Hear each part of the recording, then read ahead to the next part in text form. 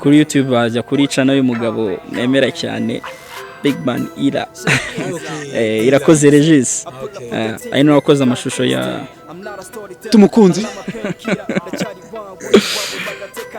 waretse iki kibazo se nkakwiba amakuru RIDERMAN amugabo nyine tu ni neza cyane ibintu bye byose abikora man izo mbaraga nyine bakoresha bagira babonye ibiyobyabwenge byumvikana ko iyo ntabyo ntazo. Yes, reka twongere tubifuriza ibihe byiza mwebwe mwese mudahwema gukurikirana Ira TV ndetse na program zacu z'umwihariko na kandi kanya keza tuba tubonye kugira ngo tubabwire ngo mugire amahoro.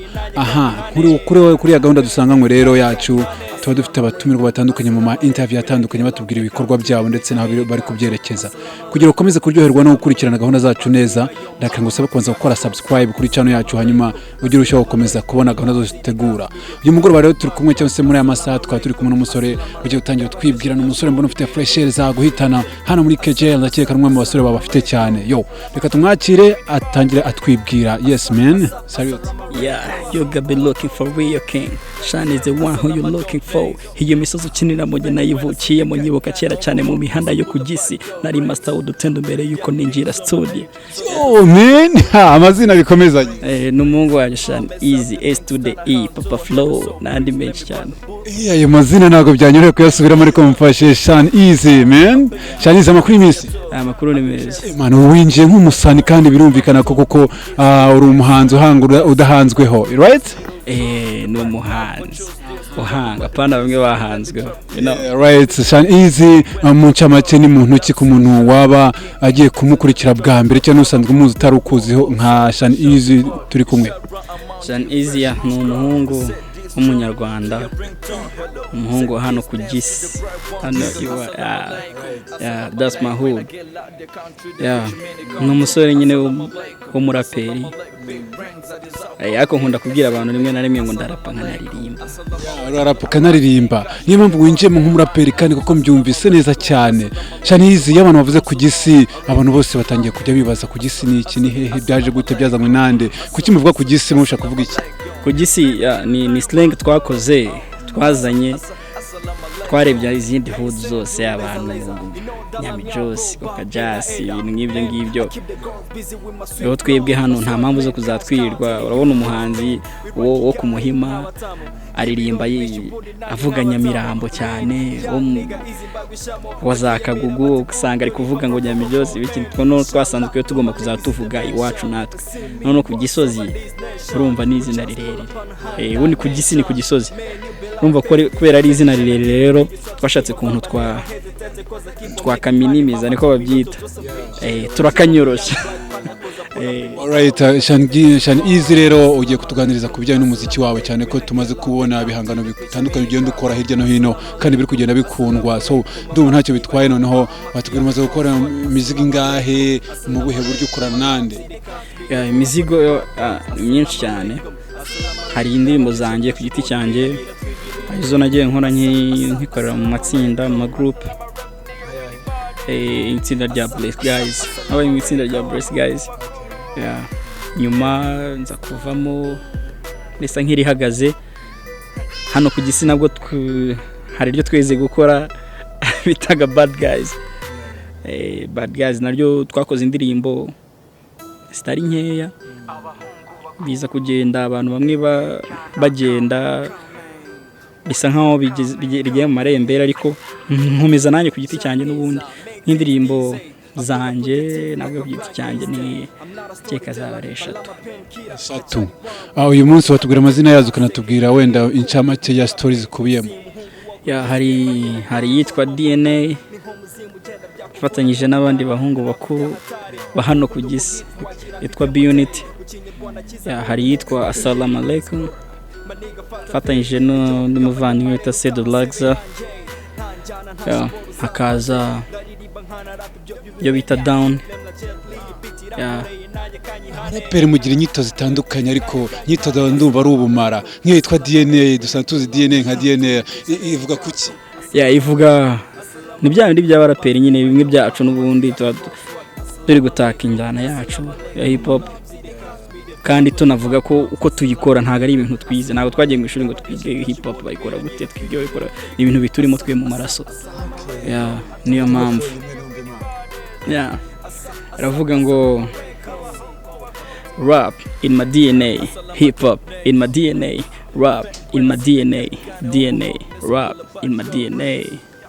Right. Hanyuma cyane ize uko mbyumva kabisa waragiye ujya mu njyana ko kurayicengera kandi iragucengera nayo. Umuziki wawe wumva urimo urateganya ko uzawerekeza hehe? Njye umuziki wanje ndateganya kugeza ahantu heza hashoboka, heza mbega ahantu umuntu wese azajya yabona akavuga ngo Easy ameze neza ubu ngubu. Haba nuvuga ngo aho bizagera hariho hose handi yaba abanyarwanda cyangwa abanyamahanga wese, umuntu wese avuga ngo Easy ameze neza kabisa, ahagaze neza muri iminsi. Izo ndirimbo ukoresha tu yaba Down, yaba Salam Alaikum ndetse n'iyo ngiyo yitwa DNA, wazikoranye n'umuproducer umwe, ukorera hehe, mukora gute? Cyane ko abahanzi bari mu nzira yo kuzamuka twese twihiringa kugira ngo cyangwa se mwihiringa, mbivuze gutya kuko numva ko nanjye nshobora kuba we n'urugero, ukorana n'andi producer gukorera n'umwe cyangwa baratandukanye? Akenshi kubera nkunda gukora indirimbo wenda n'abandi bahanzi, kunda gusanga wenda nk'umuntu ampamagara akambwira ngende gukora indirimbo hanaha nkagenda nakora, ariko indirimbo zanjye ku giti cyanjye nka DNA na Salam Alaikum zose zakozwe na Scott the Big Man, peace out, niwe wazikoze. Urumva Down ikorwa na bita Kenny. Iyo uri mureba umuziki wa hip hop cyane cyane aha mu Rwanda, harashize igihe kinini cyangwa se abakize nk'umwaka hip hop mu Rwanda abantu batari kubona ishine nko twari tuyibona, tubona abahanzi babasani bakomeye muri hip hop batera imbere, ahubwo kugira ngo tubone batera imbere benshi ubabona mu bidega bitandukanye. Utekereza iki nkawe Easy icyo ugiye gukora kuri impact ya hip hop here in Rwanda? Hip hop ngiye nta nubwo nemeranya n'abantu bavuga ngo hip hop yasubiye inyuma, kuko twebwe turakora, n'abandi bahanzi baraperi benshi aba star cyangwa bakizamuka bose barakora. Ahubwo ikibazo mbona kiri hano mu Rwanda niza ndirimbo ese ku maradiyo, ku mateleviziyo bimeze gute? Ntago bazikina kenshi, ariko ku muhanda ndumva hari n'abaneze gukora, ndavuga ngo tuzazikora wange kuzikina, ariko ku muhanda tuzibyine. Nicyo mani kuvuga, akenshi ku maradiyo ntago bazikina, ariko ku mihanda hip hop zirumvwa, abantu barazibyina kandi bakuramo n'ubutumwa tuba dukeneye gutanga. Alright, uvuze kuri ako kantu itunyibutsa impamvu wenda abantu batajya kuna gukina indirimbo zanyu, harimo abantu bishyizemo ko abantu barakora injyana hip hop ari abantu b'indiscipline, biroha mu biyobyabwenge, bajya mu mico itandukanye itari myiza. Ibyo bintu bivugaho iki nk'umuhanzi uri muri iyo industry ya hip hop? Bro, ntago ari bose, kimwe nuko n'abakora n'izindi njyana ama R&B, ama Afrobeat n'izindi, nabo ndumva bijya bibagaragaraho, ntago nabavuga ariko urabazi nawe biragaragara. Ahubwo ni kwa kundi abantu bishizemo injyana hip hop n'injyana y'ibirara ibintu nk'ibyo, ariko bitangiye kugenda bicika gahoro gahoro, nkuko ngaho ndeba nkanjye ndi discipline wapi. Abantu banzi barabizi nibe byabwenge, ndakunda kuvuga ngo bibikoresho wapi, mu mutwe ndi fresh and clean. Tano mashiramo beat mbaye nk'umuproducer. Cyane Easy, uyu munsi turakubona nk'umusore ungana gutyo ko nkureba mu buzima busanzwe, wenda turazagaruka ku bijyanye n'umuziki wa wenda mu minota ya dusoza ikiganiro cyacu, ariko we nka Cyane Easy wumva ruhe muraperi mu Rwanda wumva mwakorana muzigo ukavuga uti yaba ari mega hit in Kigali in East Africa man? Nyine akenshi bikunda kujyana n'abantu wumva barapa neza, cyangwa nanjye n'ukuntu mba numva ndapa. Hari igihe uvuga ngo nkoranye n'uyu nguyu bitewe na style zacu twese za byaba bimeze neza, byaba ibintu bimeze fresh cyane.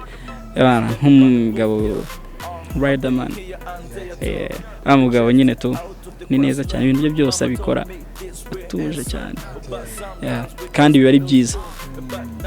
Uvuze Rusati cyangwa se RIDERMAN bita binyibutsa muri iyi minsi nyuma y'uko umuvandimwe ukoranye na Kenya Trump witwa Bushali bamutaye muri yombi bitewe n'ibyo bamukurikiranagaho nawe uzi abantu batangiye gushyira mu majwi RIDERMAN kandi umugabo uri peaceful respect one biriya bintu wabyumvise ute se ujye tubyumva nabyumvisheho nta gari cyane ariko nabyumvisheho ariko nta nubwo nabitindaho man uriya mugabo ni umupapa ndumva Bushali ndumva kuba Bushali yajya hariya hantu nta kintu se byamumarira iki byamumarira ubuse kuko bibaze bamufasha avuga bari nta nubwo byabaho ntabwo byashoboka uvuze nanone RIDERMAN tukimutindaho niba ari ufatiraho urugero biragaragara ko mu bwana bwawe wajyaga umwumva ese watangiye umuziki ryari nari nagasimbutse gato ariko kwari kugira mbanze numve background y'umusore witwa Shani Easy watangiye umuziki ryari RIDERMAN ingoma zawe usanzwe uzikunda na mbere RIDERMAN najyaga mwumva kuva kera nkiri umwana muto cyane za 2008 nari umwana bato ariko nazumva za 2008 2009 gutya hose kuzamuka najya mwumva kandi naherekeye namukunda indirimbo ya mbere nagaragayemo numvikanyemo ijwi ryanjye yasohotse mu 2013 nabaga mu itsinda ryo bita Brace Guys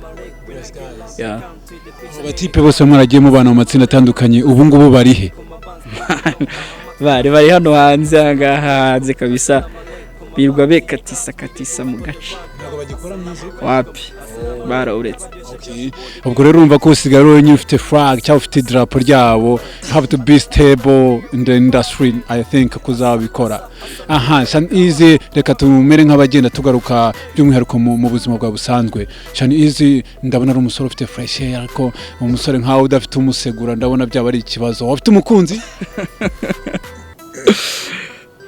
waretse iki kibazo se nka kwiba amakuru nta kibazo niyo ni inkuru kuri twebwe nta kibazo wumva se uteganya kuzamugira nyine reka mwima amakuru kuri iyo ngingo ngiye n'umukunzi urabikwebye ni umwe mu mico uranga ba raperi cyangwa ba hip hop ntacyo reka dukomeze ku kindi mu buzima busanzwe Shani Easy ni cyo kintu akunda kurusha ibindi wenda mu bisanzwe Easy nyine nkuko byumva nyine ukumva umuntu Easy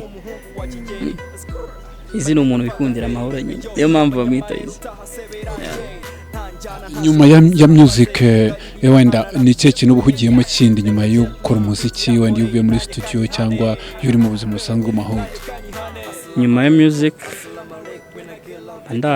ndi hano nyine ndeba nkunda kuruka ndeba amafilme na siporo cyane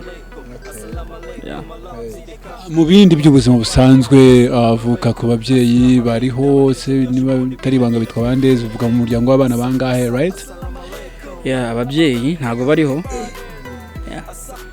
bariho aho mvuka mu muryango w'abana bari benshi barindwi wakanga ahubwo indi wa gatanu urumva ko ni ikipe yuzuye abayavura na basket mwese mwakina kandi mukabikora neza ndabibona urameze nk'umuntu nasobanutse background yawe ijyanye n'amasomo imeze ite background yanjye y'amasomo nize amashuri abanza hano ku Gisi ntiga na Troncom then superieur nayize mu majyaruguru ahantu bita école secondaire Remera Mbogo dukunda kuhita ngo Buffalo High School niko twe twarahise urakoze cyane kudusangiza muri amwe mu mateka y'ubuzima bwawe nka Shani Easy hanyuma tugarutse ku muziki by'umwihariko twe ufite indirimbo 3 muzo ndirimbo harimo ifite amashusho ni yihe ifite amashusho ni DNA ifite amashusho yindi ya Salama Record ndumva ikoze mu buryo bwa lyrics video tubigarutse ibyo ngibyo tutarajya kure nk'umuntu wakoze amashusho y'iyo ndirimbo yitwa DNA watubwira ko izindi uziteganyiriza iki izindi Salama Record nayo ndayoteganya mu kwezi ntabwo mu kwezi kuri imbere I think mu kwa 12 mu ntangiriro I will drop it then iyindi ndirimbo nayo nitegura gusohora abantu bayitega ntabwo navuga izina ryayo kakanya ariko izasohokana n'amashusho cyane yize urumva ko ufite gahunda nziza kandi ikomeye. Iyo ndirimbo yitwa Assalamu alaikum. Okay, right. Assalamu alaikum. Nindamukanyo numva mu bemeramana baba Islam abavandimwe. Imana bishimire kurushaho. Ishatse kuvuga iki? Waba warigeze usengera mu Islam? No, ntago nasengeye mu Islam. Ariko mfite abashuti benshi cyane baba muzima. Nayikoze ni nko gushaka ni ndamukanyo cyane nsuzanyura byumva nawe. Kandi akenshi nyine bikoresha usa nk'uyifuriza abantu amahoro ibintu nk'ibyo ngibyo. Yani muri urwo rwego rero nayikoze itangira none mba turi kwigarukaho nyine nk'abaraperi avuga ngo Shan is make things easy. I pull up the thing like I'm flying instant. I'm not a storyteller, but I'm a pen killer. Dachari wa wundi wabo badateka ntaseke. Umweru kumbi umuraperi kwisi umuhungu wo kugisa ngemba nkina nyinshi. Oh wow, assalamu alaikum. Ndirimbo nziza cyane nanjye nzahiyumva men. Uraza kumpa link ndetse n'abakunzi bawe babona ibihangano byawe. Alright, tugikomeza ikiganiro cyacu cyane Easy watuganiriye tuganira ko aho wize ko wize hano ku Gisi ndetse n'amashuri yawe yisumbuye. Reka tumere nk'abagenda tugana mu buryo bwa hip hop ariko all over the world. Ugikurikirana na hip hop ku rwego rw'isi cyane nibwo buzima. Hip hop n'ubuzima niyo mpamvu twakubwiye ngo hip hop muri DNA. Turimo peri tuzi bakomeye ni wewe ufata nk'ikitegererezo. Mfata nk'ikitegererezo n'umugabo nyine byagutungura ngiye kubera ntago wakumva mvuga ngo abaraperi bagezweho nabo ndabumva nyine kubera babikora neza ariko akenshi hari abantu banafitiye nk'igitegererezo kera cyane nk'umugabo bita Eminem. Nge muzi cyane mu ndirimbo yitwa I'm Not Afraid. Hanyuma reka tukomeze tuganire cyane ize hano mu Rwanda ubona ari iki cyakorwa kugira ngo hip hop yongere shining nk'uko tuyizi mu gihe RIDERMAN mugenzi wawe unko wavuze ko mukunda cyane igihe asohoraga za rutende igihe asohoraga album atandukanye ubona ari iki cyakorwa kugira ngo hip hop ihabwe uwo mwanya mu gihe watubwiye yuko ubona idakinwa mu buryo bushimishije. Ikintu nyine ikintu twakora nanjye nukwibutsa itangazamakuru mani injyana zo gucuranga kuri radio ntago ari afrobeat gusa ntago ari dancehall gusa na hip hop abanyarwanda babazikeneye kuko usanga batwandikira indirimbo ziri hehe twabwira zirahari kuri YouTube nese kuri radio kutozuma twabwira ko ziriho turazibaha YouTube ziba ziriho. Ikibazo gisigaye itangazamakuru kuri radio kuri televiziyo bazikine kuko zirahari nyinshi cyane nawe urabizi. Twagarutse ku kintu kigaragaza ko cyangwa se abantu bishyizemo ko baraperi bakanakoresha uburyabwenge ariko nkurikije uko nkubona wowe ushobora kuba rwose nta kintu gisomaho kijyanye n'igitera umutwe kuzengerera. Ni iki kintu bivugaho cyangwa mu ijambo rimwe abantu bakoresha uburyabwenge bagamije gushaka imbaraga kugira babone uko bakora ubavugaho iki? Izo mbaraga nyine bakoresha bagira babonye uburyabwenge byumvikana ko iyo ntabyo ntazo. Tunagiye kuri iyo njyana abantu babonaho ibihangano byawe. Ibihangano byanjye biri available on YouTube hamwe ni website yitwa yart.rw. Kuri YouTube bajya kuri channel y'umugabo nemera cyane Bigman irakoze Regis ari no wakoze amashusho ya DNA n'izindi ndirimbo barazizi. Niho ibihangano biba biri cyangwa bakansura ku mbuga nkoranyambaga zanjye naho ari Instagram Shan Easy Official. Shan ni SEAN akarongo ko hasi kamwe bitanda score Easy ni EAZ ntago wajyamo S ni Z na Y. Shan Easy Official. Facebook nitwa TT Shan Easy.